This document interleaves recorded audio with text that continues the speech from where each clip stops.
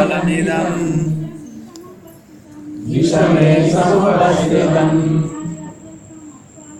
अनार्यदुष्टम् अस्वर्ग्यम् अकीर्तिकरमर्जुना। Shri Bhagavan Vacha. Shri Bhagavan Vacha. The Supreme Personality of Godhead said. The Supreme Personality of Godhead said. Kutaha. Kutaha. Where from? Where from? Tva. Unto you. Unto you. Kashmalam. Kashmalam. Dirtiness. Dirtiness. Idam. Idam. This lamentation. This lamentation. Vishame. Vishame. In this hour of crisis. In this hour of crisis. Samupasthitam. Samupasthitam. Arrived.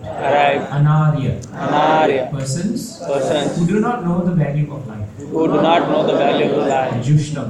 Jushtam. Practiced by. Practiced by. Asvargyam. Asvargyam. Which does not lead. Which does not lead to higher planets. To higher planets. Akirti.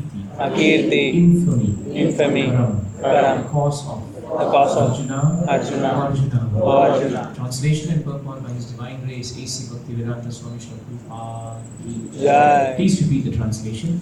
The Supreme Personality of Godhead. The Supreme Personality of the Godhead said, My dear Arjuna. My dear Arjuna. How have these impurities? How have these impurities come upon you? Come upon you. They are not at all. They are not at all befitting a man. Befitting a man who knows the value of life. The value of life. They lead not to higher planets. They lead not to the higher planets. But to infamy. But to infamy. Please hear the purport. Krishna and the Supreme Personality of Godhead are identical. Therefore, Lord Krishna is referred to as Bhagavan throughout the Gita. Bhagavan is the ultimate in the Absolute Truth. The Absolute Truth is realized in three phases of understanding, namely Brahman, or the impersonal or pervasive spirit, Paramatma, or the localized aspect of the spirit within the heart of all living entities, and Bhagavan, or the Supreme Personality of Godhead, Lord Krishna. In the Srimad Bhagavatam 1-11, this conception of the Absolute Truth is explained thus. Vadanti tat tattvavidas tattvam yat jnanam advayam brahmeti paramatmeti bhagavan iti shabdate. The Absolute Truth is realized in three phases of understanding by the knower of the Absolute Truth, and all of them are identical. Such phases of the Absolute Truth are expressed as Brahman, Paramatma, and Bhagavan. These three divine aspects can be explained by the example of the sun, which also has three different aspects, namely the sunshine, the sun's surface, and the sun planet itself. One who studies the sunshine only is the preliminary student. One who understands the sun's surface is further advanced, and one who can enter into the sun planet is the highest.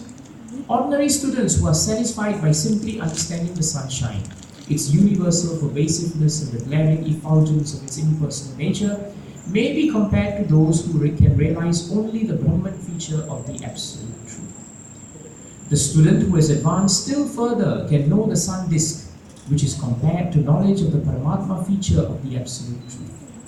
And the student who can enter into the heart of the sun planet is compared to those who realize the personal features of the Supreme Absolute Truth. Therefore, the Bhaktas or the Transcendentalists who have realized the Bhagavan feature of the Absolute Truth are the topmost Transcendentalists. Although all students who are engaged in the study of the Absolute Truth are engaged in the same subject matter. The sunshine, the sun disk, and the inner affairs of the sun planet cannot be separated from one another, and yet the students of the three different phases are not in the same category. The Sanskrit word Bhagavan is explained by the great authority Parashara Muni, the father of Vyasadeva. The Supreme Personality who possesses all riches, all strength, all fame, all beauty, all knowledge, and all renunciation is called Bhagavan. There are many persons who are very rich, very powerful, very beautiful, very famous, very learned, and very much detached. But no one can claim that he possesses all riches, all strengths, etc. entirely. Only Krishna can claim this because he is the Supreme Personality of Godhead. No living entity, including Brahma, Lord Shiva, or Narayana, can possess opulences as fully as Krishna. Therefore, it is concluded in the Brahma Samhita by Lord Brahma himself that Lord Krishna is the Supreme Personality of Godhead. No one is equal to or above him. He is the primeval Lord or Bhagavan, known as Govinda, and he is the supreme cause of all causes. Ishvaraha Paramakrishnaha Satchit Ananda Vigraha Anadir Adir Govinda Sarvakarana Karanam. There are many personalities possessing the qualities of Bhagavan, but Krishna is the supreme because none can excel him. He is the supreme person, and his body is eternal, full of knowledge and bliss. He is the primeval Lord Govinda and the cause of all causes. Brahma Samhita 5.1. In the Bhagavatam also, there is a list of many incarnations of the Supreme Personality of Godhead, but Krishna is described as the original personality of Godhead, from whom many incarnations and personalities of Godhead expand. Ete chamsa kala pumsaha Krishnastu Bhagavan Swayam Indrari Vyakulam Lokam Mridayanti Yuge Yuge. All the list of the incarnations of Godhead submitted herewith are either plenary expansions or parts of the plenary expansions of the Supreme Godhead, but Krishna is the Supreme Personality of Godhead himself. Bhagavatam 1.3.28. Therefore, Krishna is the original Supreme Personality of Godhead, the Absolute Truth, the source of both the Supersoul and the impersonal Brahman. In the presence of the Supreme Personality of Godhead, Arjuna's lamentation for his kinsman is certainly unbecoming. And therefore, Krishna expressed his surprise with the word Kutaha, wherefrom. Such impurities were never expected from a person belonging to the civilized class of men known as Aryans. The word Aryan is applicable to persons who know the value of life and have a civilization based on spiritual realization. Persons who are led by the material conception of life do not know that the aim of life is realization of the absolute truth, Vishnu or Bhagavan, and they are captivated by the external features of the material world, and therefore they do not know what liberation is. Persons who have no knowledge of liberation from material bondage are called non-Aryans. Therefore, Arjuna was a Kshatriya. He was deviating from his prescribed duties by declining to fight. This act of cowardice is described as befitting the non-Aryans. Such deviation from duty does not help one in the progress of spiritual life, nor does it even give one the opportunity to become famous in this world. Lord Krishna did not approve of the so-called compassion of Arjuna for his kinsman. What an amazing purport. Actually, we can stop here because the purport is so complete. Om Ajnana Timirandasya Jnananjana Shalakaya Chakshurunmilitam Yena Tasmai Shri Gurave Namaha. Shri Chaitanya Manobishtam Sthapitam Yena Bhutale Swayam Rupa Kadavina Kadaviti Swatarantikam Vandeham Shri Guru Shri Padakamalam Shri Guru Vaishnavascha Shri Rupam Sagrajatam Sahagana Raghunatham Vitam Tam Sajivam Sadvaitam Savadutam Parijana Sahitam Krishna Chaitanya Devam Shri Radha Krishna Radha Sahagana Shri Vishakhanvitamscha He Krishna Karuna Sindhu Leelabandhu Jalaprate Gopesha Gopika Kanto Radha Kanto Namaste Bhaktakanchana Gauranga Radhe Vrindaveshwari Vrishabhanusute Devi Pranami Haripriye Vanchakalpatarubhyascha Kripa Sindhubhya Cha Patitanam Pavanebhyo Vaishnavebhyo Namo Namah.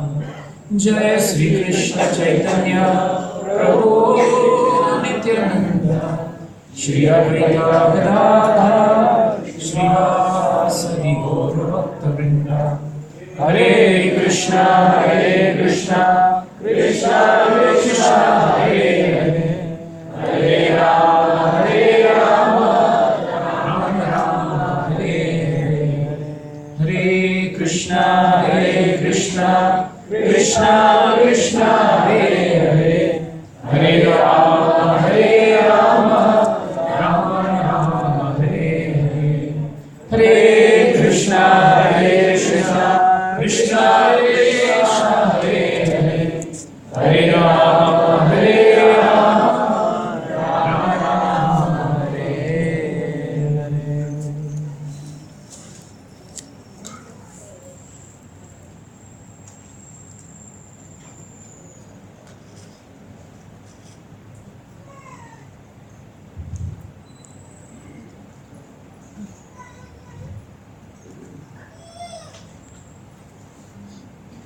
In this verse now, for the first time, Krishna is going to address Arjuna's arguments. Very important. Because you find that in the first chapter, Arjuna has spoken so much.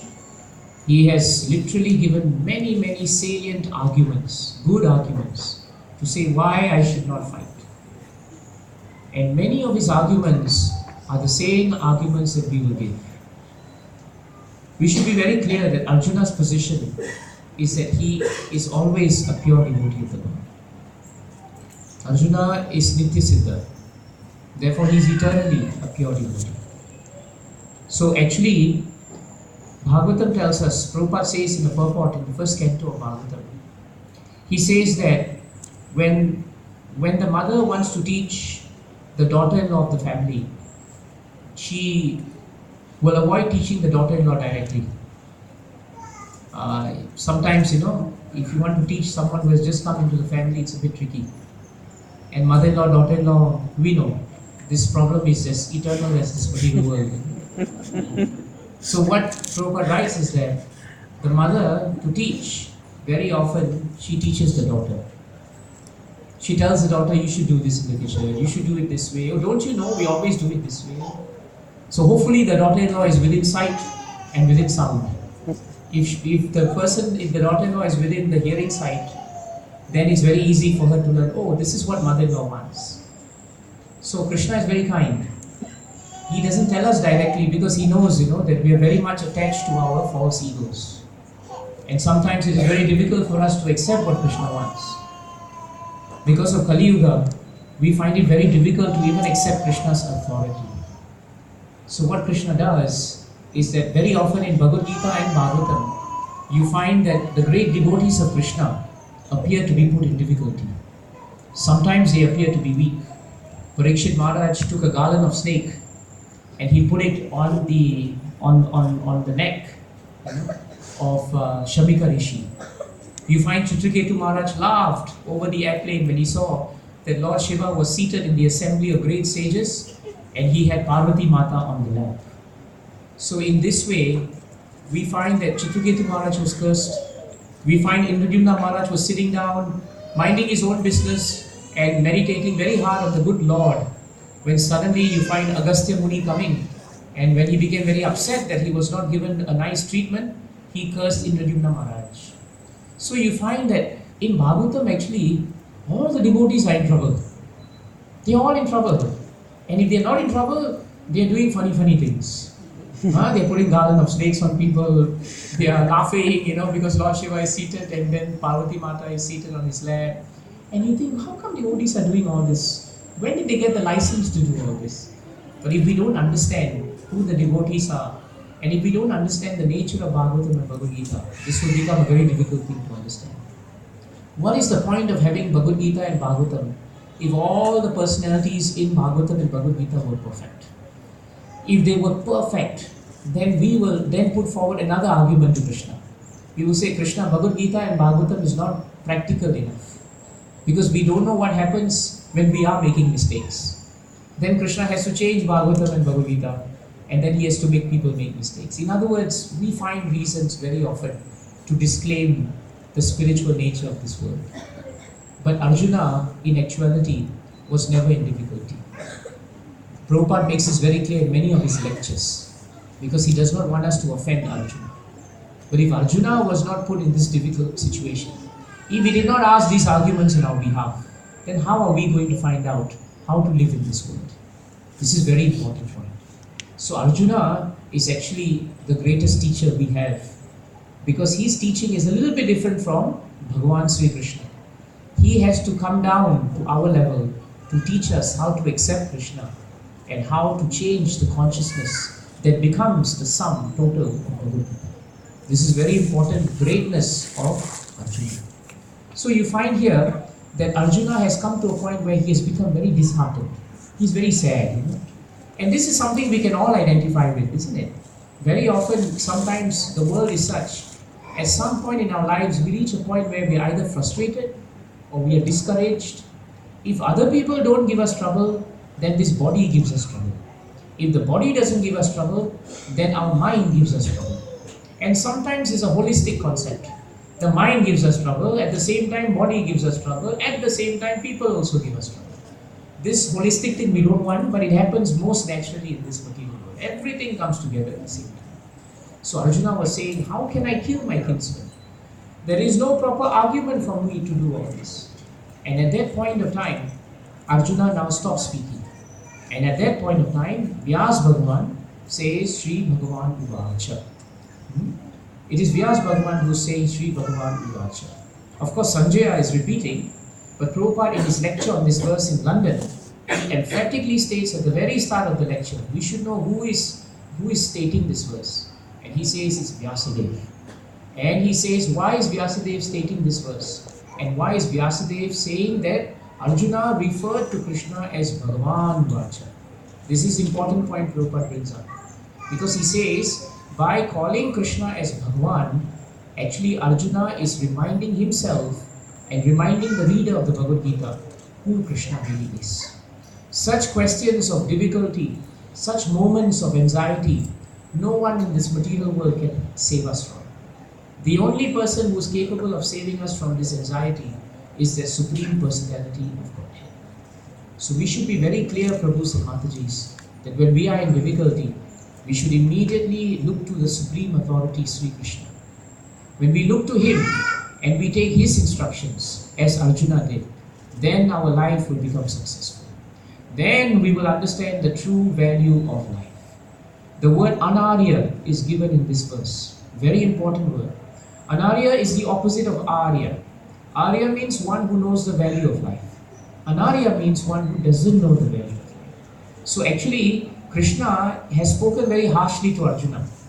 He is not calling him by Aryan, even though actually Arjuna is an Aryan. But he's saying, what has happened to you? Kutaha, where have you got these ideas from? And then he says, why has this weakness? Why are these impurities there? And then he calls him Anarya. Anarya means one who does not know the value of life. Why is it that you don't know what is the value of what you are supposed to do? This is the point that Arjuna is being asked. So the first point we must take from this verse is the significance that Krishna is not being said Sri Krishna Uvacha. Prabhupada says he could have been said as Sri Krishna Uvacha. But here it is Sri Bhagavan Uvacha. Because only Krishna can actually possess this term that is known as Bhagavan. No one else can be referred to as Bhagavan. Sometimes the only personalities who can be referred to as Bhagavan in Bhagavatam are the devotees. Like Narada, for example. That's because they are 100% surrendered to Krishna. This is very important. Bhagavan means one who possesses all 6 opulences in their entirety. Prabhupada is making a distinction here. Prabhupada writes so nicely that in this world some people may be rich, some people may be handsome, some people may be very famous, some people may be full of knowledge, renunciation, some people may be very strong. But at the end of the day, no one can claim to have all of these 6, 100% level all the time. Nobody can do that. Someone may be beautiful, but they have no money. Some people have plenty of money, but nobody looks at their face. Some people are very, very strong, very, very strong. But then what's the point of all this strength, The brain has no brain matter and they don't have any knowledge. Some people have all the riches in the world, but they don't know how to renounce it. So renunciation is not there. So like that, Prabhupada is saying that in this world you find glimpses of these opulences. But these glimpses are only coming from Bhagavan. This is very important point. We must understand that. Shudev Prabhu, I think you need a chair, Prabhuji.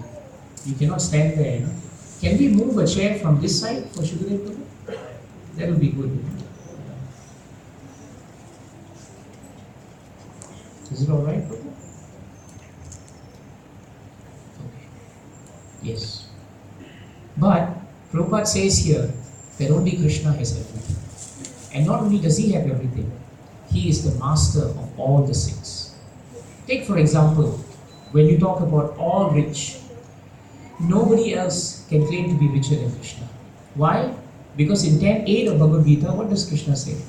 Aham sarvasya prabhu mattaha sarvam pravartate iti matva bhajanti mam buddha bhava samagmidaha. Krishna says, I am the source of all material and spiritual worlds. This is very important. That means everything in this world which is material belongs to Krishna. So all the bank balance we have is actually Krishna's. It's not ours. It's only coming from Krishna. In fact, Krishna has so much riches that there isn't a part of this world where Krishna has not invested. There isn't a part of this world which does not have Krishna's stamp. All your properties that you have, even in Singapore, you can't even claim the HDB flat to be yours. Right? In law, HDB flat is a leasehold. You pay hundreds of thousands of dollars to be a tenant. That's what we are doing in Singapore. So Singapore government has taken some understanding from Krishna. Because that is what Krishna is actually doing.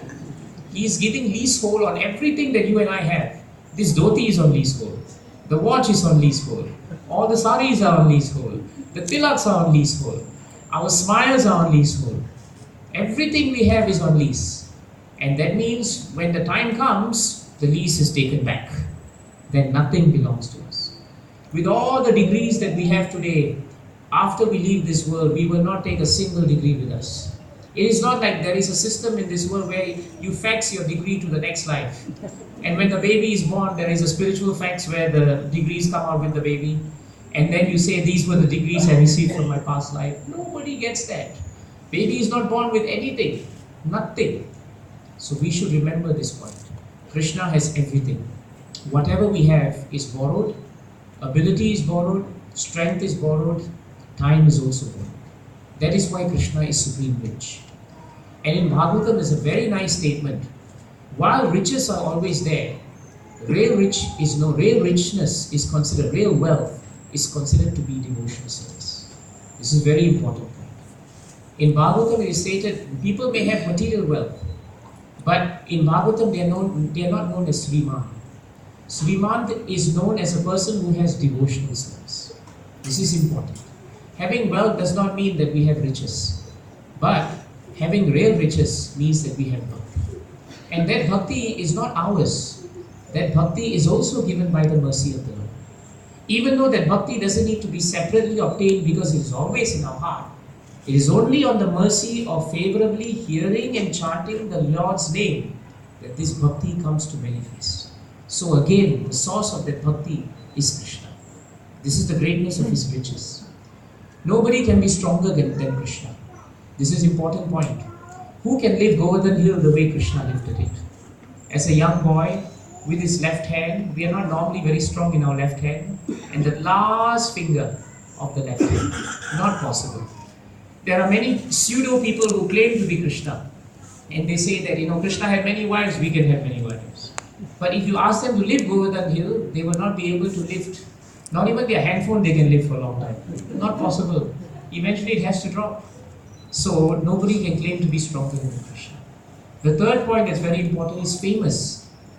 Many of us achieve some fame somewhere, but our fame is very short and very few people know us. Some people may say 10 people know me, therefore I'm very famous. But then we are living in cuckoo's land, isn't it? If we think that we are very famous. Someone may be famous in the country, someone may be famous in the planet, but don't forget, who is famous for all the three worlds?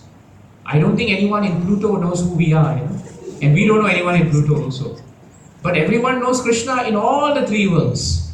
And on top of the three worlds, everybody knows him in the spiritual world also. And very often those who know us in material world, they know us because they like us. But with Krishna is different. Those who don't like him, like the demons, in fact they know him better because they are always remembering him even unfavorably. So how famous is Krishna? Those who don't believe in Krishna in this world also, still they are saying Krishna, Krishna, Krishna, Krishna while they are trying to condemn him. How much famous he must be. So therefore, no one can claim to be more famous than Krishna. The other point that's very important is beauty. I forget, but let me try to remember the verse. In Bhakti Rasamrit Sindhu, Smeram Bhangitraya Parichita Sachi Vishtirna Drishtim Vamsi Nyasta Adara Kilashaya Ujvala Chandrakenaha Govindam Akyam Hari Tanu Itaha Keshitita Upakante Ma Prekshita Stavayadi Sake Bandhu Sange Astirangaha. It's a beautiful verse from Rupa Goswami in Bhakti Rasamrit Sindhu. And this verse Mahaprabhu liked very much in Chaitanya Charitamrita. And Prabhupada chanted this verse when he saw the form of Jagannath come to him after Malati Mataji brought him. He chanted this verse. It is found in Lilamrita. And the verse is very nice.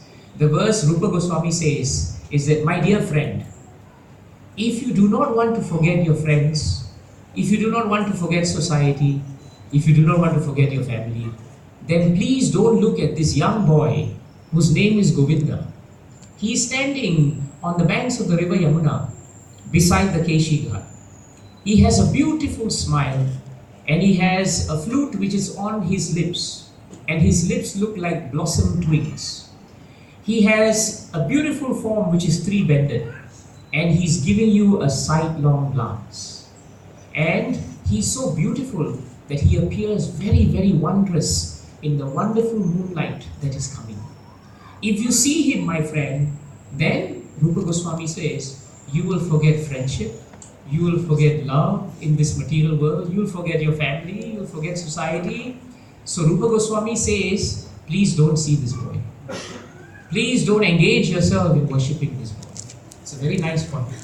And Prabhupada in the purport to Chaitanya Charitamrita says that there is a poet, Vidyapati, a very famous poet from Mithila. He said, when he commented on this verse, that the desires we have in this world, material world, right? The desire for happiness, or rather, the happiness we get from family, the happiness we get from society, the happiness we get from this material world is like the strength of this happiness is like a drop in the ocean. Just a drop of water in the ocean. And actually, we all try to extract happiness from all this. We are with our family because we hope we'll be happy with them, isn't it? And when the family members don't make us happy, what happened to us?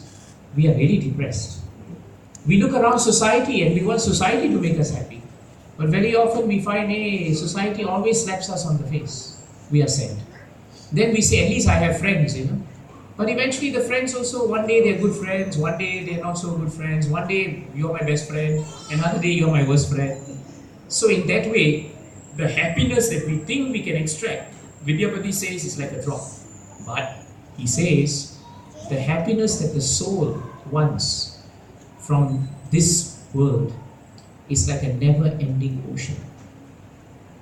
Our desires, which are finally based on the Atma, they are like a desire, they are as vast as the ocean. So the logical question is, how can a drop of water satisfy an ocean? It cannot. Therefore, Rupa Goswami says, if you really want to become blissful in your life, you please worship the lotus feet of this beautiful Govinda. And why I'm speaking about this verse is because in this verse, Rupa Goswami describes the beauty of Krishna, isn't it? How beautiful he looks. And just by looking at him, Rupa Goswami says, all your pain that you get in this material world, they will go. Isn't it true when we are looking at Jagannath, Baladev, Subhadra? Look at their beautiful transcendental form. No matter how tired we are of this material world, no matter how discouraged we may be, all we have to do is walk into Gauranga Center, take a long look at the beautiful forms of their Lordship. And whatever that is painful and troublesome in the heart, it will go. It will go. So who can be more beautiful than Krishna? No one can be more beautiful. And Krishna is the only one who possesses all knowledge. No one else possesses more knowledge than Krishna. In fact, Krishna was schooled in the art of the 64 branches of knowledge given by the Vedas. And when he sat down with Balaram to study from Sandipani Muni in his ashram, Bhagavatam tells us that Krishna was so expert in learning that every time Sandipani Muni expressed one line or one art of knowledge, Krishna did not need anyone to repeat it to him. Imagine having a student like that in your class. Every time you teach, immediately he captures. I don't know how you were as students, but for me it took me 100 years to remember something. Because the moment teacher speaks, a bulb goes off. But with Krishna, the bulb is always on. Because he is the reservoir of all knowledge. He is the reservoir of all knowledge. He is the source of all the Vedas. Krishna is the source. And if the Vedas is the source of all knowledge, he is the source of all Vedas, then of course, all Vedas and all knowledge is coming from Krishna. And there's another angle to this, Prabhupada says in Bhagavatam. Why is he all knowledgeable? Because he's in the heart of every living entity. We cannot claim that. We are only in our hearts. That's why we have so much trouble with each other, because I'm not in your heart, you are not in my heart. So when I say, Prabhu, I'm really feeling from my heart, you say, that's what you're saying, but that's not true. But then you say, how do you know my heart? You are not in my heart. Only Krishna knows my heart. So only Krishna knows who we are. Only Krishna knows what we are doing in the four walls of our own houses. We may be chanting in front of everyone, we may be wearing dhoti kurta, but maybe at home we are totally different. And we think nobody sees us. But Krishna, the sum total of all knowledge, he knows. Yes. You are saying one thing but doing another. This is Krishna. No one can do this. And the last branch of knowledge that makes him Bhagavan is that he is all renunciation. In this world, this is the most difficult opulence to have. To renounce something is very, very difficult. Especially when it has value for us, isn't it? It's very easy to renounce that which has no value for us. That we are renouncing all the time. That we are doing. For example, we say, actually I don't like to work. I'm very renounced, Prabhu. I don't like to work. I'm detached from my work. Everybody can say that. That's not difficult. A student comes up to me and says, actually I have a very detached spirit. That's why I don't do my homework. How does that sound? So renunciation is there. But the real truth is, we have to renounce when our plate is full. That is genuine renunciation. Renunciation when your thali is full, that is different. When everything is there and you walk away, that is considered renunciation. Not that my wife is fighting with me, I have to put on saffron very quickly. It is not renunciation. That is Markata Vairagya. It looks nice to the outside world, but only you know how relieved you are. No more. Next morning when I wake up with saffron, she's not shouting at me. This is not renunciation. So this is not the way. Krishna did not do this.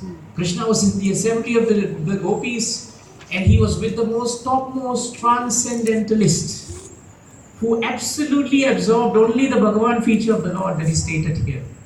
And yet in that height of being with the gopis, Prabhupada says in his lecture, he was ready to renounce them. Why?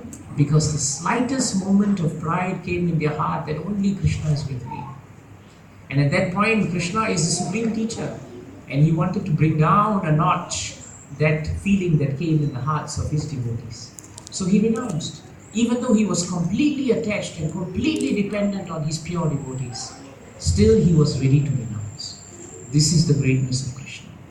And this is why only Krishna can be Bhagavan. Please remember this. This is the foundational principle that Prabhupada gave us to become devotees. This is the reason, Prabhu and Mataji, is why we are still suffering in this world. Because we do not accept Krishna as Bhagavan. We accept him as Krishna. But Prabhupada says Krishna means the supreme personality of Godhead. That is important. And that is why here Krishna is being referred to as Bhagavan. And therefore, he is known as one who has no equal. Prabhupada writes in the Bhagavad. No one can be equal to Krishna. Nobody. So beautiful verse, You can chant with me. Shriyapati, Yajnapati, Prajapati, Dhiyambati, Lokapati, Dharapati, Pati Gadischa, Dhakavrishni Sarvata, Prasidata me, Bhagavan Satam Patihi. Prabhu, can you move forward? Because we are having difficulty there.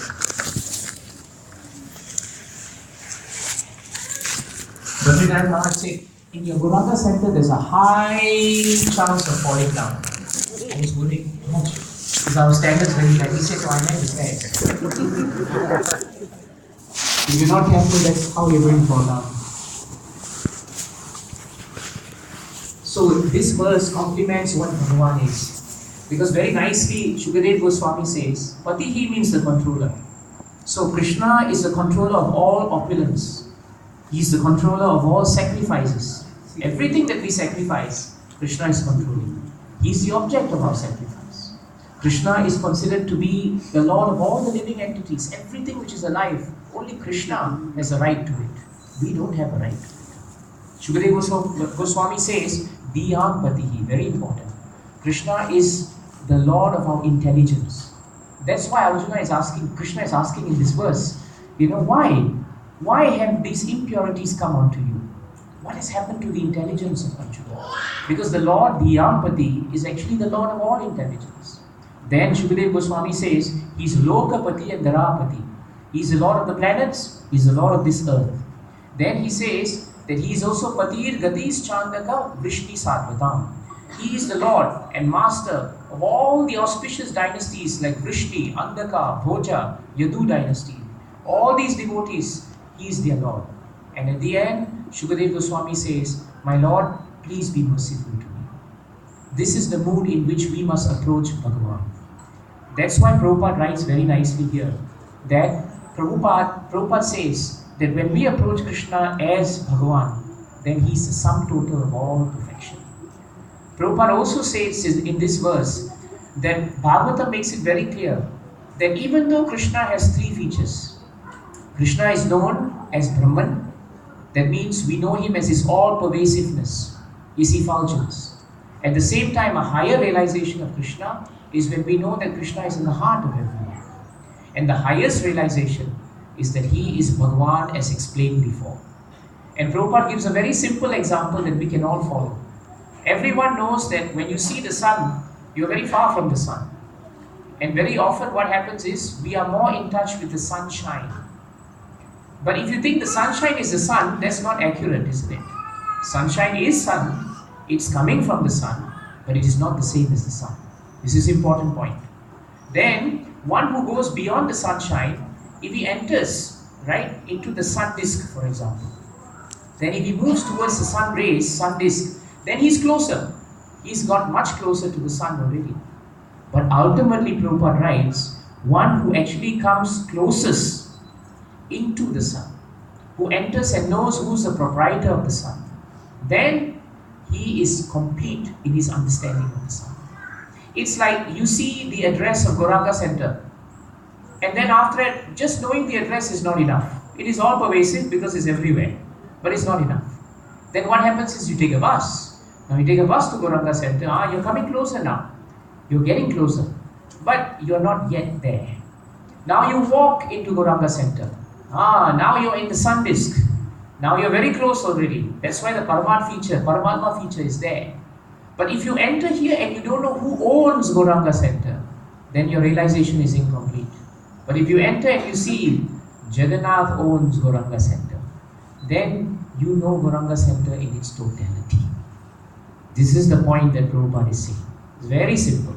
And one who comes in and understands and firmly fixes his heart that Lord Jagannath is the owner of Gauranga Center, then automatically, he knows the way to Gauranga Center. Automatically, he's also in Gauranga Center. The same way, one who knows the sun planet and the owner of the sun planet, Prabhupada writes, he knows the sun disk and he also automatically knows the sunshine. the two different features become automatically subsumed into the Bhagavan feature. So it's very practical. Sometimes we say that the highest form of the Lord is when the Lord has no form. But Prabhupada says, imagine, the Lord created you with form, but He has no form. How can that be? How can someone create something which he does not have in the first place? Is that logical or is that illogical? I can only create something which I have. I can only give you something which I have. If I give you legs and arms, I don't have legs and arms. Even the hardcore materialist must accept that this is an illogical argument. It must be. No one can say that. And if supposing somebody turns around and says that everything is one, and therefore there is the highest understanding, then Prabhupada gave a very nice story. He said one time, there was a very pakka transcendentalist who was really thinking that the form of the Lord in His impersonal feature is the highest.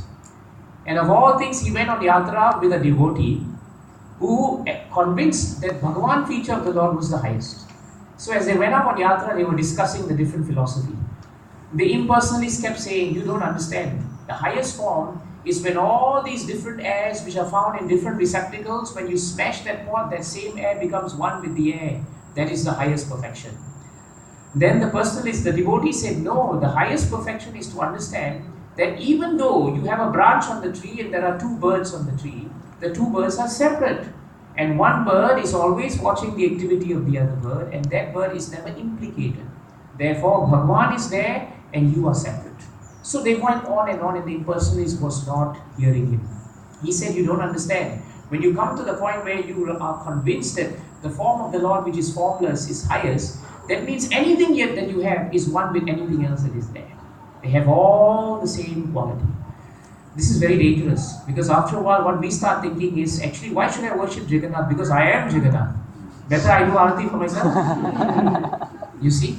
So it is not the fault of the Lord that He has sunshine. But if you walk around and say sunshine is everywhere, therefore what is the need for a sun? If there's no sun, there's no sunshine. That we forget very quickly. So this point he forgot.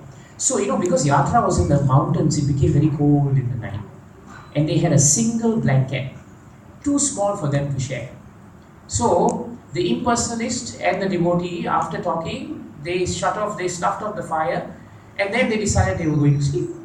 At that point of time, the impersonalist looked around saying, is there another blanket because I'm feeling cold? So the personalist took out a thread from the blanket and he said, my dear friend, your realization that all is one is so great that now you take this thread and sleep with it. Put it on you. The impersonalist said, but how can it be? He said, it doesn't matter. The thread and the blanket are the same, right? Yes, it is the same. So no problems. I'll take the blanket, you take the thread. Because you have the realization that they are both the same, you see. Half an hour later, devotee is sleeping very nicely, and the impersonalist comes and wakes him up. If you don't mind, can we share the blanket? And the devotee said, I thought the thread and the blanket were one and the same. And the impersonalist says, I don't know whether theoretically they sound right, but practically it's not possible. Prabhupada gave a very simple example like this to illustrate that we should be very clear that the highest and most complete feature of Krishna is in His all-resplendent form of Bhagavan. It is a great offense for us when we reduce Krishna to the level of being complete in His formlessness. He is complete in Bhagavan feature. And in Bhagavan feature, His Paramatma feature and His impersonal feature, they are all realized by the devotee. The devotee does not have to realize them separately. This is very, very important. Only when we understand Bhagavan as He is, then only can we actually worship Him as devotees. Otherwise, our devotional service will always be stunted, because we will not understand the value of life, anarya. That's why Krishna is being referred to as Bhagavan, and that's why Arjuna is being reminded who is Krishna. Krishna is Bhagavan. So this is the second point we must remember. That is why Krishna is known in Bhagavad Gita as 7-7. What is 7-7? Mattaha parantaram nanyat kinchit asti dhananjaya. What is that? What is that? Mai sarvam idam potram. Idam protam. Sutre mani gana iva. 7-7 of Bhagavad Gita. Very important. Why? Because Krishna is referred here as one to whom no one is equal to and no one is superior. This is very important. No one can be equal to Krishna and no one can be higher than him. If you cannot be equal to someone, you cannot be higher than him, isn't it? So this is very important. And then Krishna describes himself in the Bhagavad Gita that everything rests on me. Just like pearls of a thread, ultimately, right, are being held by, just like pearls are ultimately held together by the thread. This is very important point. Why? If you remember Badrinath Maharaj last year, he made a very nice point. He said that the jewel that you have, all of us, we wear some chain or something. Sometimes even we wear kantimala. And you may not realize, but for the kantimala to be on your neck, it's the thread that keeps the kantimala together. Even your chanting beads, you have to thread them. And then you tie them, and then the beads are ready. Sometimes a very valuable looking necklace may cost $10,000. And you may think it's because the necklace is valuable. But imagine if the necklace had no thread to hold it. The necklace has no value. The moment the thread breaks, all the pearl necklaces that you have, they all just drop on the floor. That is their value. So whatever that we see in this world, it appears of value. But if it is not connected to Krishna, as Krishna is a supreme thread of everything, in Bhagavatam is known as Otam, Protam. Otam means he is vertical, Protam means he is horizontal, or maybe the other way. But the point is, Yamaraj tells Yamadutas that Krishna is the Otam Protam of the universe. That means when you see your cloth, you find that actually if you were to have X-ray vision of your cloth is nothing more than a cross section of threads running up and down, up and down. Vertical, horizontal, vertical, horizontal. The closer they are, the better the fabric. The further they are, the worse the fabric. So in the same way, Bhagavatam and Krishna tells us in Bhagavad Gita that actually everything that is happening to us is somehow or another having the hand of Krishna. This we must accept as devotees. We must see the hand of Krishna in the reversals, in the good times and the bad times. For a devotee there is no good or bad. For a devotee everything is good as long as he can remember Krishna. But if something looks very good but that makes him forget Krishna, then what is the point of that? He rather forego it. This is how we should lead our lives. Arjuna's great arguments appeared good, but factually speaking, because they were devoid of Krishna's blessings, they were of no value. Because they were not in line with what Krishna wanted, all the arguments he was putting forward did not make him Aryan, it made him Anaryan. See the point? Our highest morality is in what pleases Krishna. The standard of how we live as devotees is whether it will please Krishna, please our acharyas and please Srila Prabhupada. If it does not please Srila Prabhupada, acharyas, Krishna, if it is not in line with Guru, Sadhu and Shastra, then no matter how wonderful it may be, no matter how beautiful it may look like a pearl or a diamond, if the string is not there, it has no value. It has no value. Nobody walks around with a pearl in hand and shows everyone that this is my pearl necklace. No. What's the point of your diamond if it can't be strung? You keep it in your pocket and nobody will know you have it.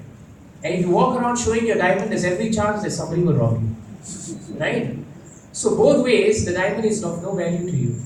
But if you have a nice string and you string it, then it looks very nice. So don't forget, it's not the diamond that's nice, it's the string that is making the diamonds look nice. This is important. That's why, like pearls are strung on a thread, the greatness of Krishna is that way. This we should remember. And now we come to the point of impurity. Now that we've understood the greatness of Krishna, now we come to the point of impurity. Here, Krishna is asking the word kutaha. He's saying, why? Why is it that you have this impurity? And sometimes we ask ourselves that why is Arjuna lamenting? And Bhagavatam tells us very nicely that frankly speaking, Arjuna's lamentation is not becoming of him because he's a great soul. If you read the 3rd canto, 2nd chapter, 10th verse, 3 to 10 of Srimad Bhagavatam, it is very nicely stated there that under no circumstances can the words of No, under no circumstances can the words of persons, right, who are bewildered by illusory energy ever affect the intelligence of great souls. Very important point. Under no circumstances can the words of persons who are bewildered affect those who are devotees. In other words, Prabhus and Matajis, even though we are living in a material world, and even though we may be surrounded by so many people who may not believe in Krishna, if we are fixed with Krishna, there is no way they can touch us. They cannot contaminate our intelligence. You see these children who are seated here, they may have to mix with all the youngsters in other schools. Maybe all these youngsters, they may break the four regulative principles, they may have no faith in Krishna, maybe they may do things that they should not do. But because these children have faith in Krishna, their intelligence will not be deviated. They will not be deviated. They will be protected. The moment someone comes and gives them a cake, the first thing they will say, does it have eggs? See? This is Dhyam Patihi. Krishna is the Lord of intelligence. Because they are devotees, He is giving them the string on which they can string the thread of their intelligence. This is the greatness of devotion service. That's why Krishna is asking Arjuna, Arjuna, you were born in the family of devotees. You are now sitting next to me. I am supposed to be good influence on you, I hope. And yet you are in this position of impurity. Why? Why? So 3 to 10 is a very important verse. Why is it that intelligence of devotees cannot be deviated? Only because of 2 reasons. Bhagavatam says 1, because they have faith in Krishna, and 2, because they are executing nice sadhana for Krishna. There is no point coming and seeing Jagannath, oh Jagannath, you're so beautiful. Then Monday to Friday we don't chant, we don't offer anything to Jagannath, we don't live the life of a devotee. That's no point. That is on the sentimental platform. We cannot say, oh, this lecture is very nice, Prabhu, very inspirational, your kirtan is very wonderful. It's all nice, but are you changing your life? If it is nice, you should change. If it is not, then it's lip service.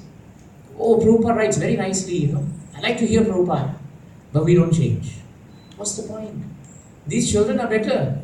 They are not saying all these things, but daily they are following their sadhana. When they don't chant, they feel bad. And even though sometimes we may have to remind them, very often they remind us also. Why you're not chanting? See? In Prahlad school in Rajkot, many parents first put their children in the school. And then after 1 year, 2 years, these children, they knew all the prayers of Bhagavatam, they were chanting. Then at the end of the year, when they come to re-register their children, they all come with one complaint. Their complaint is, whenever I turn on TV now, my children say, why you're wasting time in front of the TV? Take up your beads and chant. And then they become very flabbergasted, they don't know what to say. And they say, why you're saying that? They say, because, our school is telling us why to waste time with the TV. We should chant.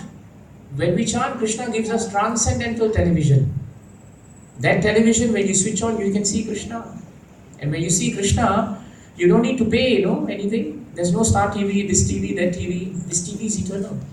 So children are telling parents because they have faith. And because they are doing their sadhana. So until you have faith in Krishna, which is on the premise of sadhana, then your intelligence is very easy to deviate. That is the point that Krishna is putting forward here. Why? Because devotees know the value of life. That's how this verse is coming out. They know what is the purpose of life. They know that this human life is so valuable. Time is of the essence.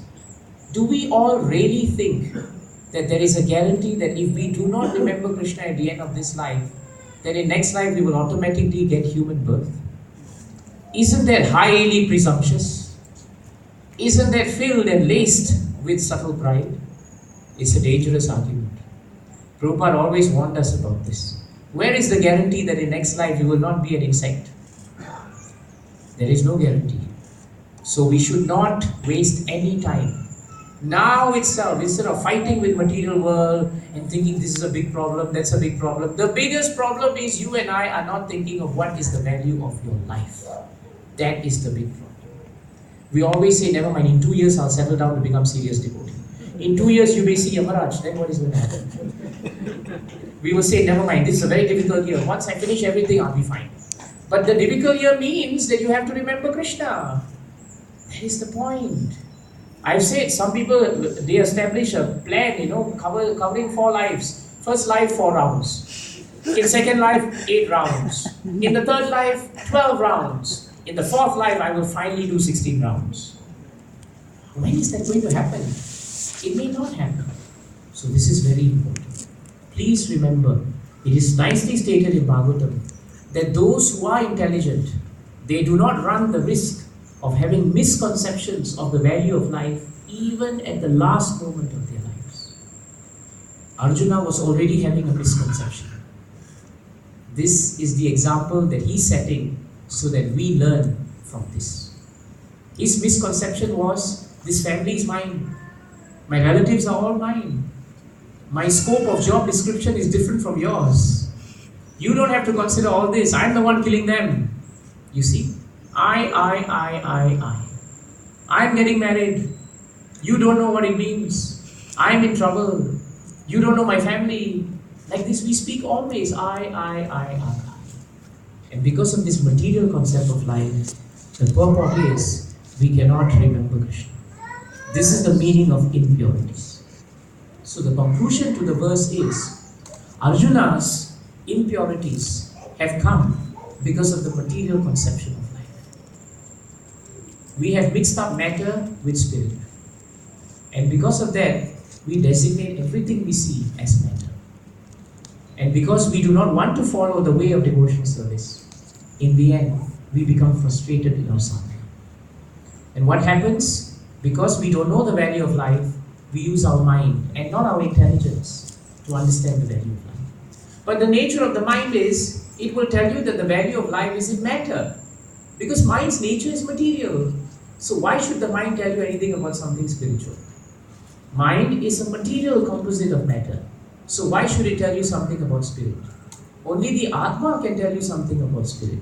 But if we do not want to connect to the Atma, if we do not want to connect to the Supreme Paramatma, then the mental speculation is always going to be there. And how does it manifest? It will manifest by us not taking up devotional service. Or even if taking it up, we mix it. We make it khichdi. We like something, we come to bhakti, but because we can't fulfill that material desire, we try somehow to fulfill it in the devotional activities. This is dangerous. This is very dangerous. So we should be very careful about that. Supposing I like laptops, and now I have already come to devotional service. I have a laptop that is serving me all right. But then what happens is, I want that new laptop. So the mind says, with this new laptop, I can type out all my notes very nicely. Why do I have to write all these notes? Better instead of pen is the old way. Let me all type it out nicely. The reason is not because I want to study Bhagavatam. The reason is because I want the laptop. But in the name of becoming a devotee, I say, no, actually, I'm a devotee, but actually I want the laptop. This is very dangerous. Very dangerous. Sometimes, we may have had some passion in some activity when we were not devotees. We come and become devotees and suddenly we want to say how to make that spiritualized. Actually, it's not becoming spiritualized. We are becoming materialized. We don't realize that. This is very important. That's why even when we are in devotional service, while in devotional service we have so many different activities, we should only be attached to Krishna in all those activities. Very important. Very important.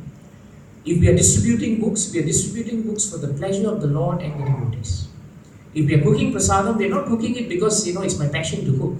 We are cooking it for the pleasure of the Lord. If it doesn't bring pleasure for the Lord, then we should reject that activity. Then the principle of renunciation should come. This is very important. There is a nice verse to end this chapter. This verse actually. Vibhantiye bhagavata atmana sata kathamritam shravana puteshu samritam punanti te vishaya vidusitashayam vrajanti tacharana saroruhantikam. It is found in the second canto, second chapter, 36 or 37th verse. And this verse tells us exactly what we should be doing if we encounter these impurities that touched the heart of Arjuna, so to speak, there Shukadeva Goswami says, those who drink through the oral reception, that means those who hear actually, fully filled with the nectarian message of Lord Krishna, beloved of the devotees, what happens to them? They purify the polluted aim of life. Very nice point. In other words, if we want to come out of these impurities, then Prabhupada writes in the purport, we should simply learn to hear about Krishna. And how should we hear? With service and submission. This is very important. That's what we're trying to do. We're trying to hear about Krishna. But we don't hear in a challenging way. If we have a question, we have a question. But it is sincere, it is simple, it is also submissive. In that mood, Krishna is always ready to help. Arjuna was not proud of his impurities. In fact, by the end of this, a few verses down, he becomes surrendered. Because he surrendered, Krishna reciprocated. So sometimes, the biggest stumbling block for us to become devotees is our pride. When we have subtle pride, we don't want to admit our mistakes. Sometimes we are organizing programs, and sometimes a devotee comes and gives nice suggestion. But we should be very open to anyone's suggestion, because their suggestion could be better than what we are doing. But if we understand and learn from it, then where is the question of not being submissive? At the same time, we cannot work, we should be humble enough to explain why it cannot work. But it doesn't mean that we should be dismissive. No, this is not the way. No, that's not the way. No. A devotee is always ready to hear other devotees. He's ready to hear sadhus. He's always ready to obey his guru. And he's always ready to follow Shastra. If you follow Guru, Sadhu and Shastra, then the impurities will never touch us. And if you hear it through the oral reception, then Bhagavatam tells us this message becomes nectar. It becomes sweet. Does anybody feel this beautiful message today is not sweet? It is as sweet as nectar. And yet we have heard this message so many times in Bhagavad Gita. This is, I think, our third round of Bhagavad Gita in the center itself.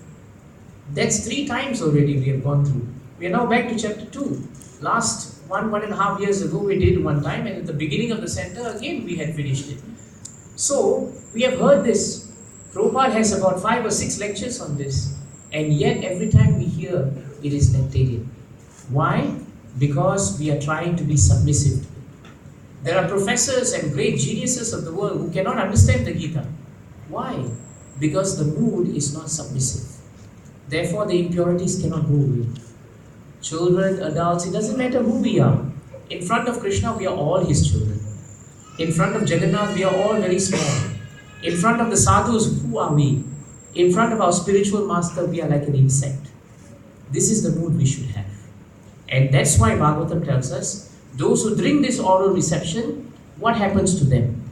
They purify the polluted aim of life. And the polluted aim of life, Prabhupada writes in that purport, is actually sense gratification. I don't want to do anything because it satisfies my senses. But we don't stop to ask, does it satisfy Krishna's senses? If it does, then we should do that, even though we don't like it. That's what Arjuna was going to do now. He didn't like not fighting. He didn't like fighting. He didn't want to fight.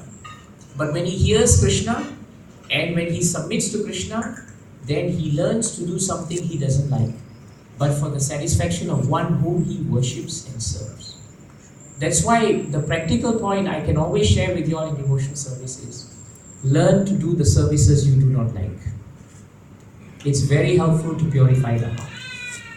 We are always very quick to do the services we like. But suddenly if we are not good in the kitchen, that's the place we should go. The mind will give you 100 reasons, don't go into the kitchen, you will explode the kitchen. Matajis will throw you out of the kitchen. Khichdi will become sabji, sabji will become khichdi. Never mind, get good scolding, but learn to do the things you are not good at. That will make you renounce your mood, thinking that, I'm very expert, I will only do this. No, because in an area where you're comfortable with, you think you're a controller. You always think, I can control the surroundings, because why? I'm very experienced, no problem. But put you in an area where you're not experienced, what do you have to do? I have to tell Prabhu, sorry Prabhu, I don't do this. Prabhu, sorry, I don't do this. We don't want to bend. We don't want to say, I don't know how to do this. It's a subtle pride. Don't. I always tell devotees, don't get gridlocked into a service. That's why we should be like the commandos. The commandos in Singapore Army, they are cross-trained. They are trained in every department of weaponry and armor. So that at any point of time, they should become expert in anything. That's what a devotee should be. That's what we should learn to do. I know the argument against that always is, but Prabhu, I have an inclination for a service. Yes, Arjuna had an inclination not to fight. But he's a pure devotee. And when Krishna told him, become my instrument, what happened? He said, I'll do it. Even if I don't like it, it's okay. So if you accept that mood, and then you learn to do anything, we don't become fussy, that's good. I'll give you a simple example. For us to get a team to perform, to cook Ekadeshi is the biggest challenge. Biggest challenge. Very, very, very difficult. Achyuta Radhika Mataji is smiling, I'm smiling at her.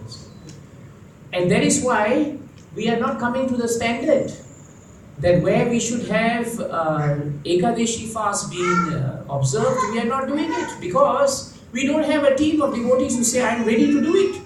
We all back off and say, no, I'm not confident, I'm not confident, I'm not confident. If everybody backs off, then we have 10 devotees coming and telling us, Prabhu, this is not up to standard. Why we are not doing Ekadeshi Prasad? And then what do we tell them? Prabhu, you go and cook. That is better. We can't say that also. We can't tell Mataji, you are forced to cook now, we have no choice. This is all happening because we become very comfortable in an area and we think that is devotional service. But devotional service means constantly learning to do things beyond what the mind tells us is very comforting. That means devotional service. Then the impurities don't touch us. This is a very important point. Please take this back with you. This is the practical point. We must learn to come out of that which we can do. If that which we can do, that means we are relying on ourselves. But if we say, I don't know how to do it, but I have faith in Krishna, I will do it. What happens? We have just improved our devotional service. Otherwise, we get stuck in one area for the whole of our lifetime. Then next life, we hope we will continue and improve ourselves. How are we going to grow? How are we going to grow? Are we just satisfied coming every Saturday, sitting here, hearing the lecture, Hari go back, finish? What are we doing now that is going to make us come out of our lethargy? That's why Krishna says, give up this lethargy and fight. It is becoming lethargic. And after a while, that's all we will do. Some of us don't want to leave Gauranga Center. Prabhu, I will only be here for center programs. You tell them to come for house programs, nobody wants to come. Why? Because I want to be only in the center. Some devotees say, I only want to do that, I don't want to do this. Prabhupada had this problem with some of his many disciples. They all came down and sat down, and Prabhupada said, in the end, then our society cannot survive. You see the point? So this is one way to get rid of the impurities. Those who are chanting, submissively hearing, following Guru, Sadhu, Shastras and the authorities, it becomes very easy for them to do devotional service. So the conclusion is very simple. Nivritta tarshe upagiyamana bhavao shudachotra mano virama kauttama shloka gunanuvadha puman viranjeta vina pasutna. 10th canto, 1st chapter, 4th verse. Remember this verse. Shukadeva Goswami says, glorification of the Supreme Personality of Godhead must be performed. This is our only duty. Does an activity glorify Krishna? If it does, let me do it. If I'm not good, let me explain. If I need help, let me ask. But let me always be an instrument to glorify Krishna. When we do that, then we understand Krishna in Bhagavan teaching. First. Second point in the verse. This glorification of the personality of Godhead must be performed. But it can only be performed through parampara. In other words, it must come down from spiritual master to disciple. We cannot behave independently in devotional service. We must always check whether what I'm doing is according to Guru, Sadhu, Shastra. If you take what we call the narrow road, the straight and narrow path of devotional service, you will reach the destination very quickly. That's what Arjuna was doing too. That's what Krishna was telling Arjuna now. Forget all these arguments. They are all boggling your mind and making you down. Just follow one thing. Follow my instructions. It's very easy. See how simple it is? This is the point of parampara means we are straight as an arrow and we follow. If Prabhupada wanted this, we follow this because Prabhupada wanted this. That's all. That's all we have to follow. It is true that the standard was 64 rounds. 64 rounds of chanting is the standard. But because our Acharya says we do 16 rounds, we are protected by him if we follow him. If we just do it anyhow and say, no, we'll do 17.5 rounds, then we're not protected by anyone. Least of all, our minds. This is very important. Our morality is the morality of whom we follow. If our Acharya has set the standard, we follow the standard. That's it. If we are not sure, we submit to the devotees and we follow. That's all. So this is the way of Parampara. Otherwise, I will end with a beautiful story that I always like about how sometimes we want to follow everyone and anyone and we never check and find out just what it is. And this is the problem in the world. We have a culture in this material world because 10 people are eating cakes, I have to eat cakes. Thankfully, the children don't follow that. It doesn't matter if the whole class is eating something, but they will stand there and say, I'm not going to eat. Of course, they'll come back and ask their mothers, can you make a cake like that but without eggs? That's different. They're children. But the fact that they can stand up with Krishna gives us great faith that our parampara is in good hands. There was one time 2 people were walking down the well, It was a ghat actually. And they saw this Dobiwala. And he was hitting and hitting the clothes. And at the same time he was crying and crying while he was hitting the clothes. His head was shaven. He looked like he just attended a funeral. So then these 2 men came up to him and asked him, my dear sir, you are crying and lamenting. Is there someone who has passed away? And the man, Dobi said, I'm really, really sad today. So the 2 men, said, why? Is this person someone we know? And the Dobiwala said, my God, this person is the greatest person I knew. And it's someone that is so important. And they thought, it's important, so who is this person? And then he said, don't you know? This person's name is Sunya Vidyadhar. And he said, Sunya Vidyadhar has died. Now these 2 friends looked at each other. One of them thought, I don't know who this Sunya Vidyadhar is. But from what the Dobiwala is saying, it sounds like he's an important man. Because if Dobiwala can know who is Sunya Vidyadhar, then we are a little bit higher up the hierarchy, we should know. But maybe my friend knows and I don't know. So I cannot look like a fool. So the 2 friends looked at each other, both had the same thought, but they both looked at each other knowingly and said, my God, Sunya Vidyadhar is dying. Both thinking the other one knows, this one knows. So they thought, this is terrible. And Dobiwala said, yes, it's terrible. Please tell everyone, Sunya Vidyadhar has died. It's a tragic day today. So they came out and they started talking as they walked down the street of the village. And as they walked down the street of the village headman was walking by. So as they talked, can you imagine Sunya Vidyadhar has died? So the village headman stopped and said, why are you looking so sad? And they both looked at the headman and thought, headman was surely known who Sunya Vidyadhar is. But we can't tell him, we don't know. So then they looked at him and said, my dear village headman, don't you know Sunya Vidyadhar? He just died. Village headman kept thinking, I know the whole village, but I don't know who this Sunya Vidyadhar is. But he must be a great man. But I look so bad because I don't know who he is. But these 2 fellows, they seem to know who he is. So he said, Sunya Vidyadhar died. I didn't know that. So when did he die? They said, just now only. Dobi, he knew about it. No, really? No, I was away, that's why I didn't know about it. So he walked away. Then he spoke to his wife and they were walking down the street and they were saying, my God, today is a bad day. Sunya Vidyadhar died. It was a shock. Suddenly 2 strangers came into the village on a horse and they were moving by and suddenly they heard, now the whole village was talking, do you know, yesterday only Sunya Vidyadhar died and now the whole village was abuzz. So they walked in and they said that to the headman, some great personality in this village has died because everyone is talking about someone dying. Who is this personality? Village headman thought, they will know, I don't know, but I cannot look bad. So he said, don't you all know? Sunya Vidyadhar has died. Now the 2 men on the horse thought, sounds like a great personality.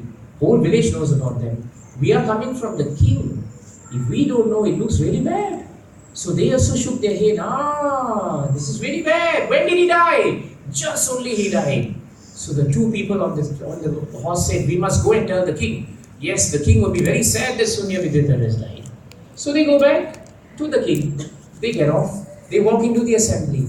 And they say, my lord, we have tragic news. King is sitting with all the ministers. King said, why? What has happened?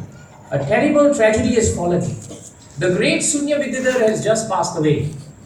All the ministers looked at each other. The king looked at all the ministers. Ministers were thinking, such a great personality, only these two know, we don't know, looks bad. King thought, such a great personality, all the ministers know, I don't know, I don't know. So with that, they were all looking at each other. Finally, the ministers started saying, my God, he was such a great personality. When did he die? And they all started speaking with each other. I knew Sunya Vididhar. Yeah, he was from there, he was from here, he was from there. And the king thought, my God, everybody knows this personality and I don't know. And finally he said, I am so aggrieved by the fact that Sunya Vididhar has died that tomorrow will be a national mourning day for Sunya Vididhar. So they all thought, okay, the king knows him, such a great personality. In the night, the king is about to sleep. The queen comes up to him and said, my lord, can I ask you something very friendly? King said, yes, please ask. Who is Sunya Vididhar? King looks around. My dear, I have no clue. The ministers know. The fellows who went to the village know.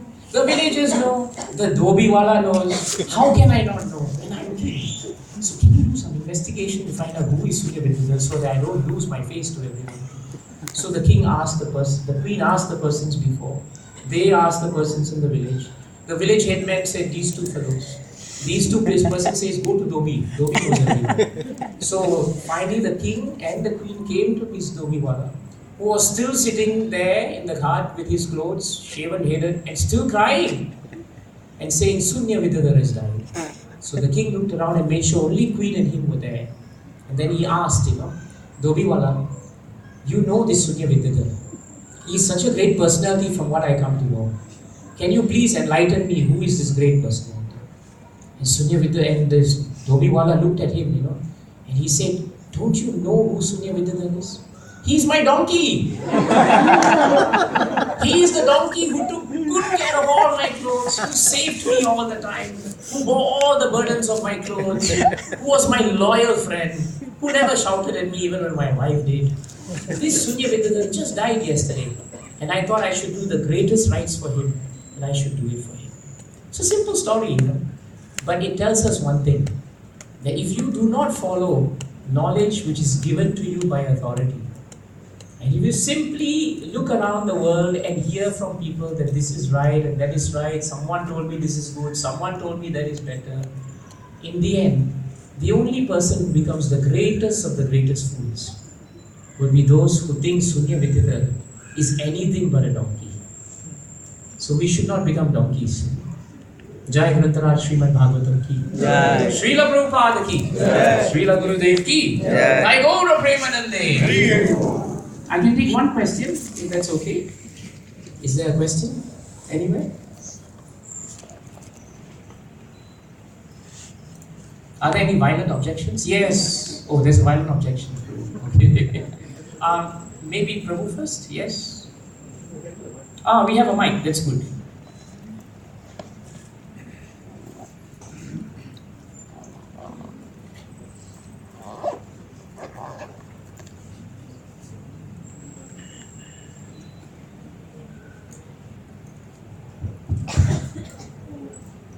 Krishna Prabhuji. Hare Krishna, Prabhu.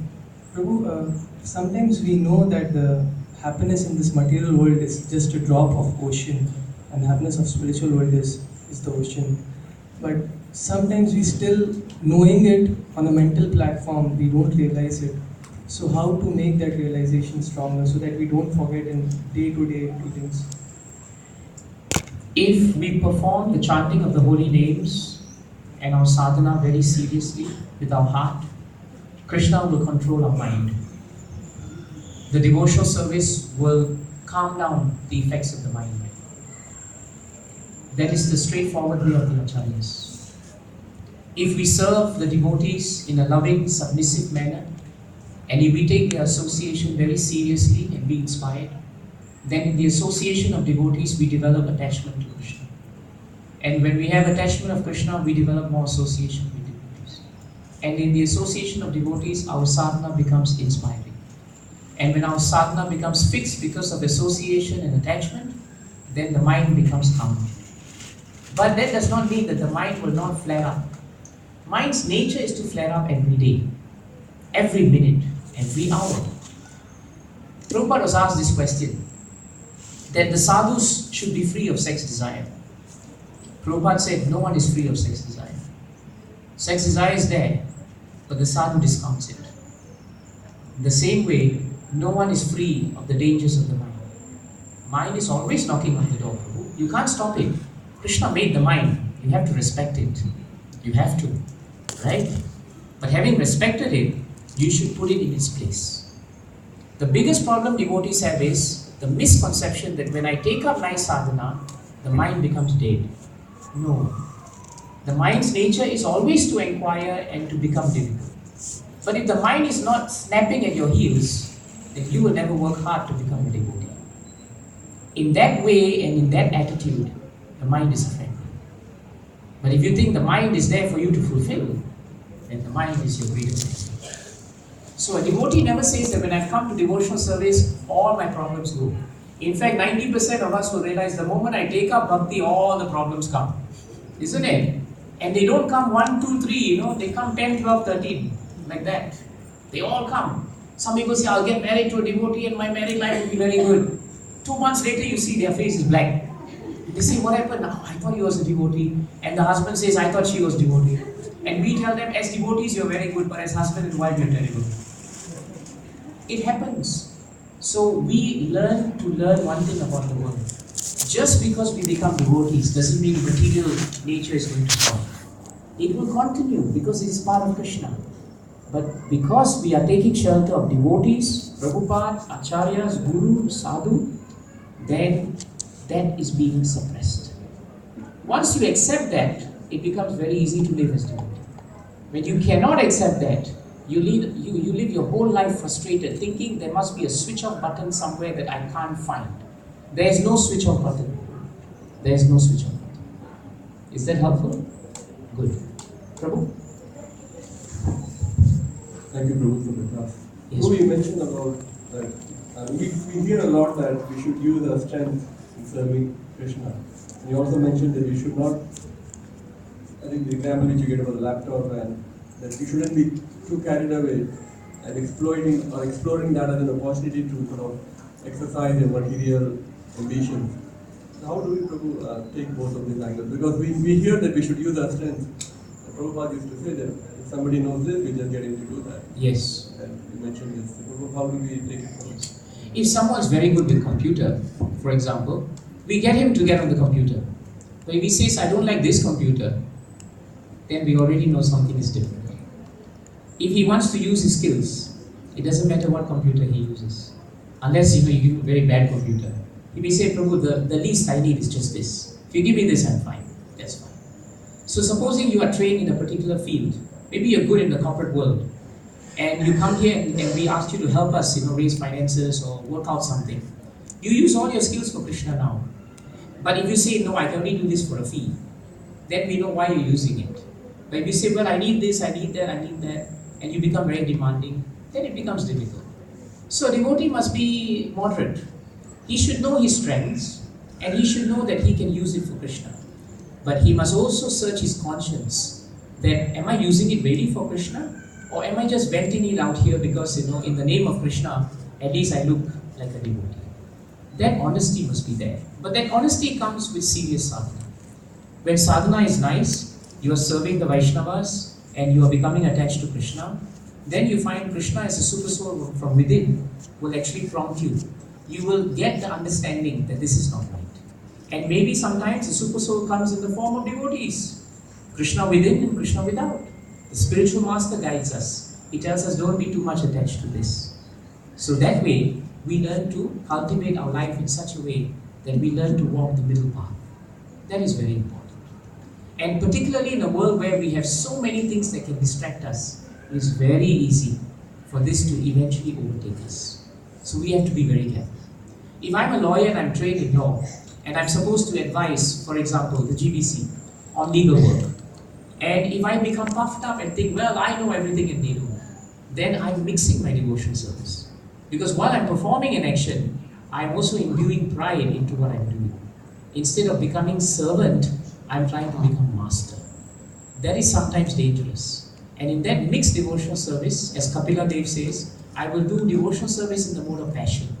So if you don't live up to what I want, then I become angry with the devotees. I become haughty with the devotees. And that is described in 3rd Canto, chapter 29. A devotee in the mode of passion becomes proud. He thinks he's the best devotee. He becomes violent. He loses his temper with devotees. So Prabhupada writes in the purport, such devotees, we should avoid that association. They are Vaishnavas. We can put our hands together and respectfully give them obeisances, but we cannot take that association because we'll end up doing the same thing. I can give you the exact verse if you come to see me after this, and the Prabhupada's purport is crystal clear. Crystal clear. And Prabhupada quotes Sachidananda Bhaktivinoda Thakur, because Bhaktivinoda Thakur actually brings this up in his commentary in Bhagavatam. Is that helpful, Prabhupada? Good. I think we should stop here. Yes, Narottam Prabhu. Please. Sorry. No, but they need to hear you. It's nice. I mean, Krishna and Arjuna, Krishna asking to Arjuna to listen. Yes. And according to what he is saying, according to this, I say or not say. Yes. So, but what to is exactly as you mentioned, also it's not for Arjuna, for everyone. Yes, for us, Prabhu. So after that, after hearing Sushil, Arjuna and already he completely, whatever Krishna says, he completely practice. Yes. Right? Yes. And for ourselves, what we should only hear, or how do we practice that? Very nice point. Practical life. Very nice. For Arjuna, he could hear, and because Krishna was with him, always, so he could practice it very nicely. What about us? Prabhupada says in the lecture that unlike Arjuna, who had the great fortune of seeing Krishna hand in hand, we have a greater fortune. We have the holy name. Because even though the Lord is not present here in form, He's so kind, He has given His name. So, in the absence of Krishna physically, His Naam is there. If we chant Krishna's names, whole Bhagavad Gita is in front of us. And if we follow Krishna through parampara, then whole import of Bhagavad Gita becomes revealed to us. So very important, we must follow the directions of our acharyas, the devotees, and the gurus, and the sadhus. That is the safest way, as you rightly pointed out, Prabhu, to be always safely anchored to the Gita. Without the sadhu and sastra and sangha of the guru, we will eventually use Bhagavad Gita for our own arguments. And slowly we will leave devotional service. And slowly we will do our own things and become independent. Very nice point. Thank you, Prabhu. Before we do the arati, just two announcements which are important. Since I'm here, I might as well just make the announcements. Tomorrow morning, on behalf of the disciples of His Holiness Govinda Maharaj, we invite all devotees for a very important occasion. It is the disappearance of His Holiness Govinda Maharaj, and equally important, it is the appearance of His Divine Grace Bhakti Siddhanta Saraswati Thakur Maharaj. So tomorrow morning it's a full fast up till midday, right Prabhu? It's a fast till midday, and the program schedule has already been given to us.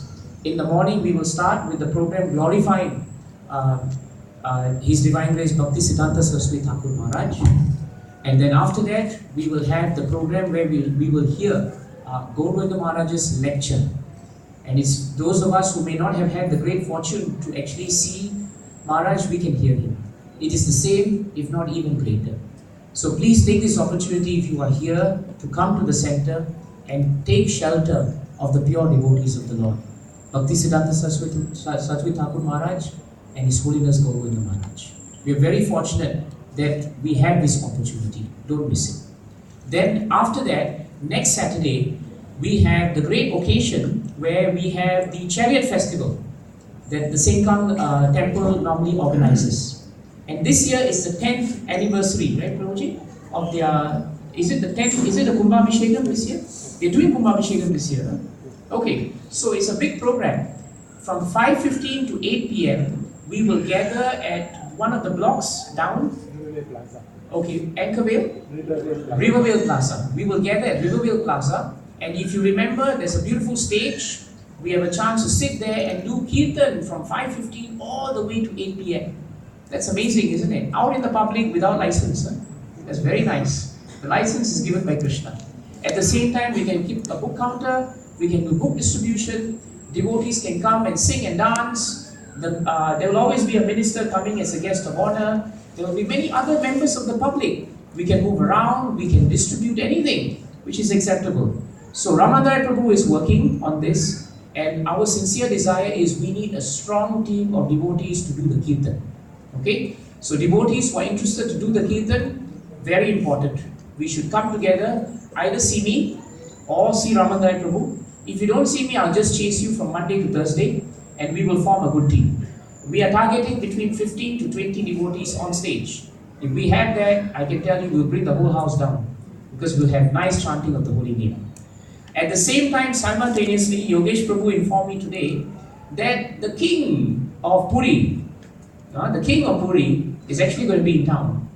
And he's coming with the chief panda, or one of the pandas, Prabhuji.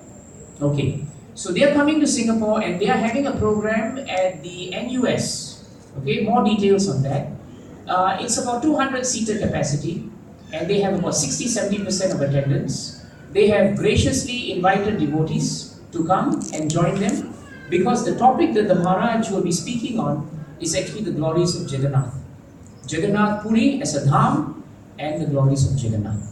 So it will be nice if some devotees as representatives went on behalf of the center. Please meet Yogesh Prabhu so that we can form that. They also wanted us to start the program by chanting some auspicious mantras. So we thought the most auspicious mantra would be Jagannath Ashtakam, followed of course by Hare Krishna Mahamantra. So it's going to be a very good day on the 5th of March. And since we have so many devotees, we can afford, to actually split ourselves a bit. A good soccer team always has good substitutes who can fill up the first team anytime. And that's what we have. At the same time, we continue the program here. So all devotees who cannot go there, cannot go here, please come here. Okay? Because here we always can hear about the glories of the Lord. Have I missed out anything, Prabhu? Chalet registration. Yes, one reminder. The chalet for this year will be after Gaur Purnima. 23rd is Gaur Purnima, 25th, correct me if I'm wrong, Good Friday is on 25th, Prabhu?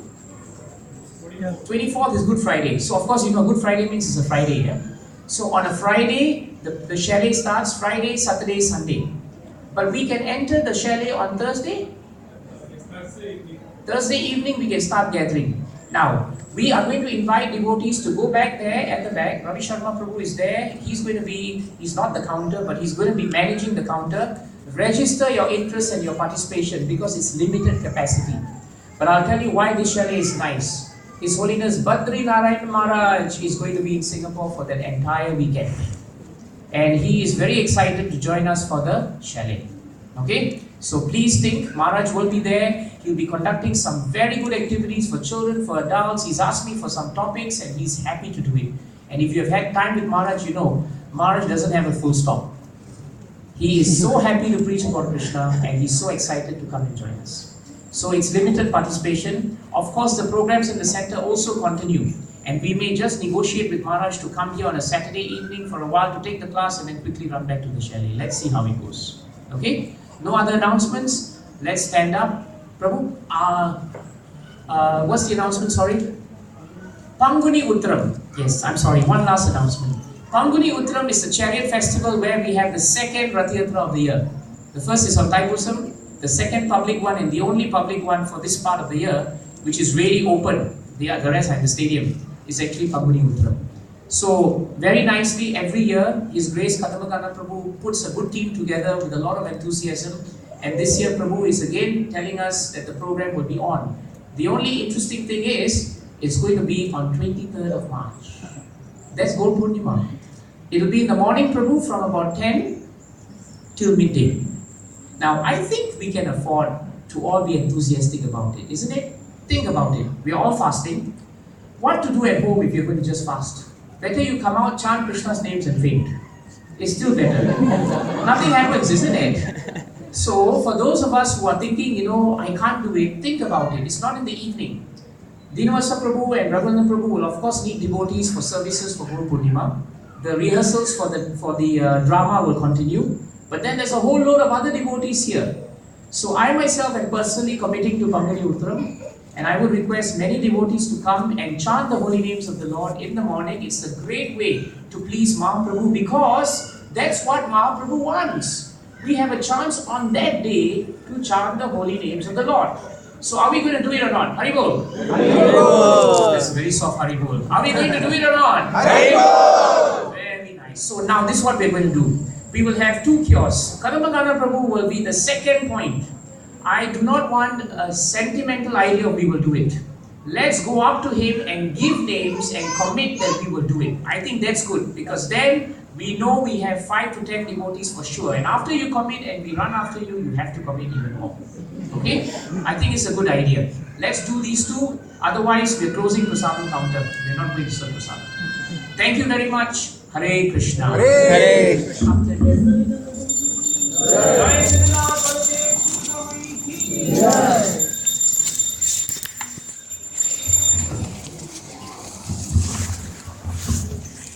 Jaya Jagannath Swami Jaya Jagannath. Jaya Jagannath Swami Jaya Jagannath. Jaya Baladeva Jaya Subhadra. Jaya Baladeva Jaya Subhadra. Jaya Jagannath Swami Jaya Jagannath. Jaya Jagannath Swami Jaya Jagannath. Jaya Baladeva Jaya Subhadra.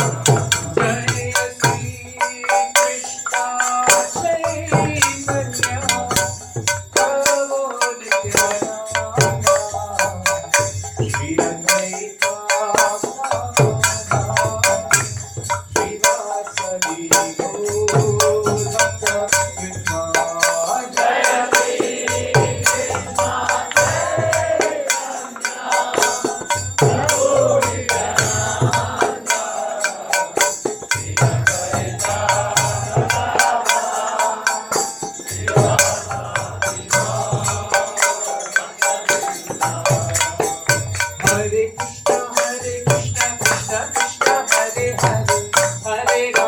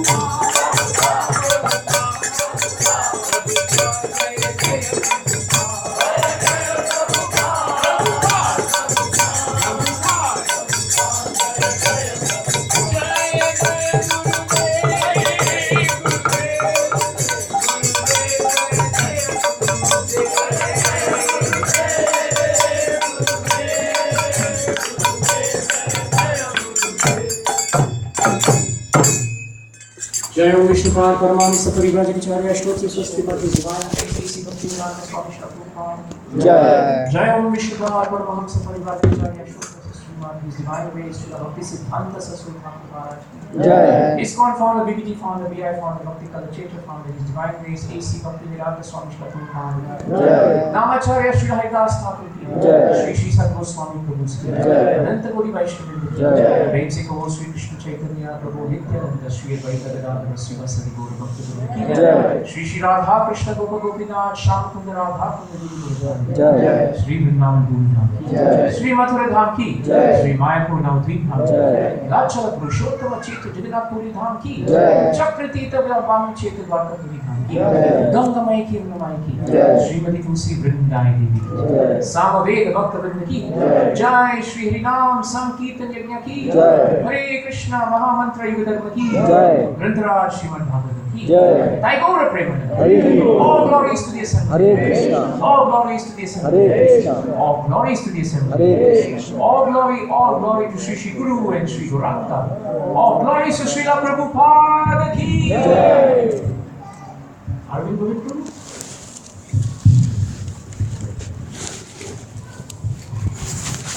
Hare Krishna, Prabhu and Mataji.